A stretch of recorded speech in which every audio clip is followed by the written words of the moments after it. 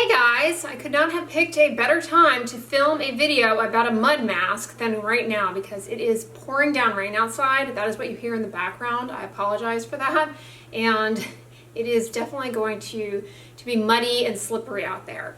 But today, as you can tell from the title and thumbnail of the video, I'm going to be doing a highly requested review for you guys, and that is if I can talk about the magical Aztec secret Indian healing clay mask. Is it worth it? Is it helpful for clearing out pores? What exactly is it? I just did this mask and I've done it several times. My face feels fantastic. So in today's video, I'll start out, I'll just show you how I use the mask, and then I will talk about the ingredient, not the ingredients. There's only one ingredient in this, and that is bentonite clay. This is, if you're not familiar, this is a bentonite clay mask. And I actually got this whole jar at my local Whole Foods for like $8, really inexpensive. So in the next few clips, I'll show you guys how I reconstituted this into a mask, how I applied it, how I used it. You can see it going on. And then I will talk about bentonite clay. Alright, so it's actually first thing in the morning here, and so my face is clean and dry, and I'm just going to mix up the mask as I normally do. You also can do this at nighttime. If that's the case, just make sure that you have cleansed your face of any makeup, mascara, and water-resistant sunscreen, and then allow the skin to dry before applying the mask. And to reconstitute the mask ingredients, it's fairly straightforward. You just need, I'm going to be using just for my face here, approximately half an ounce of the Aztec clay with equal volume. This is actually unbottled spring water that I have here. You want to just reconstitute it in equal volume of liquid. The package suggests considering apple cider vinegar. I don't recommend that solely because A, it can be very irritating, it can sting, and there are case reports in the medical literature of irritant contact dermatitis and irritant chemical burns. And the fact that apple cider vinegar applied to the skin really doesn't have any established evidence for efficacy or safety, so I would just say, you know, proceed with caution with the apple cider vinegar thing. I don't do that or recommend it. Alternatively, you could also use, you know, like fancy spring waters. This is just bottled filtered water. You could use fancy spring waters if you so choose. Whether or not that enhances the benefit, I can't predict for certain, but that is a popular approach. You also could use freshly brewed lukewarm green tea. Green tea is rich in polyphenols like epigallocatechin gallate, which can scavenge free radicals, and has been shown to be helpful for diminishing the size of pores. Reconstituting it in freshly brewed green tea, I can't tell you how effective the green tea will be when combined in this bentonite clay mask, just doing it yourself. But I would say it's fairly low risk to do and something you might consider trying. I would avoid adding any of your jazzy serums and that sort of thing and trying to do too much DIY masking with this. Bear in mind the availability of your active ingredients is not necessarily going to be even or effective.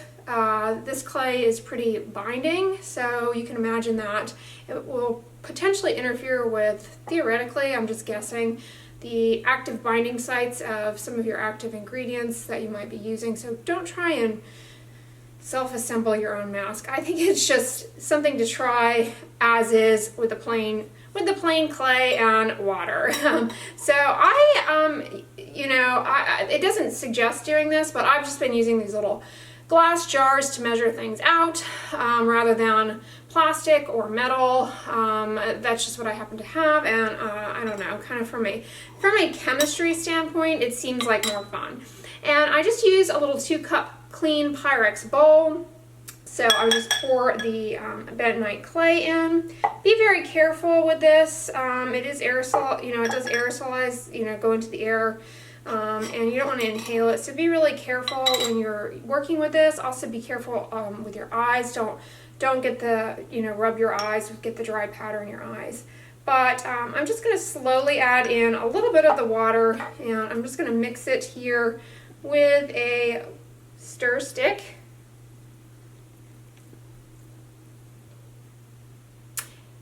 And you can see it reconstitutes into a nice mud. Here, I'm just going to come up to the viewfinder and show you guys up close. You can see you get a nice paste there that you can then apply to target areas. Now, for me, for the purposes of this video, and really the way that I've been doing it, is just on my forehead and my nose and some areas around my chin that are oily, kind of acne prone in particular. And I only do this episodically, maybe once a week at most. You also, however, could do this on your upper back and other areas of the body. You could also do it on your feet if you like, as a nice foot mask. It just has kind of a calming property to doing it. It's relaxing, but in, you know, really oily acne prone areas on the body, I think this goes over really well. It goes on really nicely just with your fingertips. You don't really need a special brush or anything. It's pretty thick. You could dilute it a little bit more, but I don't encourage you to do that because that can make it more runny, and you know, it can run into your eyes and other areas where you don't necessarily want it to go, but it kind of has a greenish hue to it. I usually leave it on. I'm going to go ahead and set the timer for 10 minutes. You can leave it on to the face anywhere from 5 to 10 minutes. The forehead tolerates about 10 minutes for me, and that's what the jar recommends. For thicker areas though, like on your upper back, for example, you could go up to 20 minutes.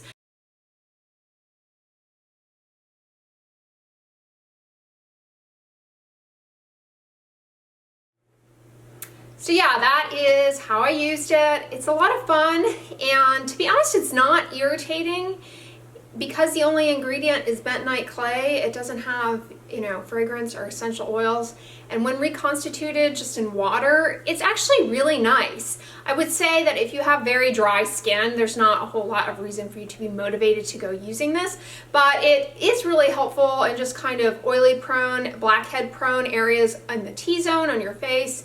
And like I said when I was doing it, you know, if you have acne prone areas on your back, this is wonderful on your back. The skin on the back is thick, and you know, I would imagine there it goes on very well, and that is one way that you could use this mask and get, you know, really enjoy it. Very low cost way to give yourself kind of a mud mask. You kind of need a friend though to apply it evenly to your back. Okay, but what exactly is the mask and what exactly is bentonite clay? Bentonite clay is an organo clay that is a naturally occurring hydrous silicate, meaning it's an aluminum silicate that can bind up water. So when it is put into water, it forms this very viscous, slippery kind of paste, and that is great for the purposes of compounding active ingredients for preparations, topical preparations, creams, lotions. In dermatology, we use a lot of paste sometimes for weepy, raw rashes. Sometimes we'll compound, have our pharmacist friends compound things into pastes that can be applied. And bentonite clay is, in pharmacology, what is referred to as an excipient. It's really just kind of an inactive, inert ingredient in a lot of topical formulations. And it also has this neat property to it. Not only does it bind up a lot of water, it's kind of like if you've ever cooked with chickpea flour or besan. When you put the flour in water, you know, it kind of absorbs a lot of water. This is very much like that. It you know, can kind of bind up and form like a gel, a viscous gel. It has a slippery texture to it. It is basically mud. And the other property that it has is that it is very thixotropic. That is another pharmacologic term, which basically means that when something makes a viscous gel, hydrous gel that binds up water, and you take that compound and you shake it, the property of thixotropy, or being thixotropic, basically just means that it will become a liquid with those shearing, shaking forces. So it is a really versatile excipient in topical formulations. And it has been in existence, you know, I mean, it's mud. It's been in existence since dirt has, I mean, since the earth, right? As far as kind of modern use of it, it's started being explored and used, I guess you would say. I think back, the earliest I could find was the 40s in the U.S. Pharmacopoeia. It was actually discovered in Fort Benton, Wyoming. That's where it gets its name, bentonite. Ralph G. Harris was quoted in the 1940s in this book, The Modern Cosmetology. They actually had a chapter in this book about masks and mud and face packs. That's really about it that I can find as far as masks, by the way, in the medical literature. Is this like ancient textbook on modern cosmeticology in 1940. And he said, such preparations may be put in powder, often simply a colloidal clay, suitably modified, and a mask prepared domestically. So, you know, that I guess is what you just saw me do, you know, taking advice from Ralph G. Harris here and domestically preparing a mud mask. But it's a really nice inert clay, basically, that can be applied to the skin. As far as health benefits and benefits applied topically to the skin, you know, you will read a lot of kind of anecdotal thoughts, you might say, about the clay, you know, absorbing impurities out of the skin. As far as that goes, we don't have a whole lot of evidence basis for that, just in terms of applying it to the skin. However, bentonite clay is very porous and does absorb things, bind things, and you know, kind of bind impurities, bind pollutants. So it definitely does bind up pollutants and block absorption of things. And that property has been capitalized on in dermatology for a specific product and for a specific interest. And that is the prevention of poison ivy or poison oak dermatitis in people who are sensitized to poison ivy and poison oak, meaning people who, when they are exposed to poison ivy and poison oak, get a terrible allergic contact dermatitis. And, you know, the mainstay and kind of approach to that is avoid poison ivy, poison oak. Easier said than done, particularly if your occupation is a utility line worker, or you are a forest firefighter. You know, these individuals in these occupations, unfortunately, are at terrible risk for bad dermatitis to poison ivy. Also field biologists, and they really just can't avoid it. It's part of their occupation. So bentonite clay, compounded in as what's called a quaternium salt, into a lotion, has been shown to actually be helpful for those individuals if they apply it on before going out into the field, to prevent them from developing allergic contact dermatitis when they come in contact with poison ivy or poison oak. And it's thought that the bentonite clay specifically blocks the absorption of the antigens in poison ivy and poison oak and keeps them safe from the rash. This observation, you know, was then kind of capitalized on, and a product developed called Ivy Block. But it seems to be helpful, and that makes a lot of sense. The clay actually prevents the binding of that bad antigen onto the skin and can help prevent that. So it does have binding properties to it. It also has been shown compounded into a paste-like ointment to be helpful for young children who have a diaper dermatitis. There was a study I'll list down below in the references looking at a paste with bentonite clay on and comparing it to I think it was a paste or a lotion made of bentonite clay, comparing it to to another just standard lotion with, I think, calendula in it, and they actually showed that the bentonite clay one was a much better barrier cream and helping the diaper dermatitis, the diaper rash. And it also has been shown to be very useful in the setting of non-healing ulcers and wounds. It's thought that it has some antibacterial properties. Maybe it has antibacterial properties itself, or it really just keeps the wound clean by making kind of a barrier to bacteria and things getting in to the affected area. It's very safe. It's an inert clay, so it's not the kind of thing that your immune system is going to develop an allergy to, bearing in mind the mask or whatever you're using doesn't have things like perfume, fragrance, essential oils added to it. Then, you know, that all goes out the window. But the clay itself is inert and actually very gentle, and I've really been enjoying using it.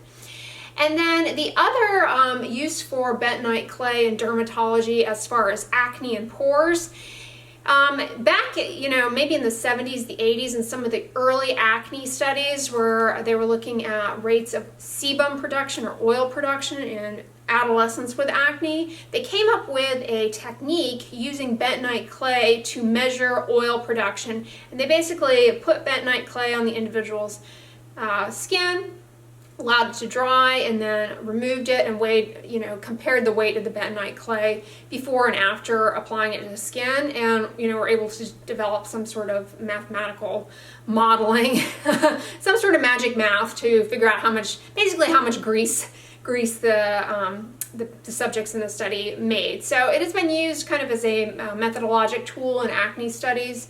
As far as its use in cosmetics and things that you buy over the counter, it is in tons of stuff. You know, this is just bentonite clay, and the Aztec mask is kind of like white rice in food.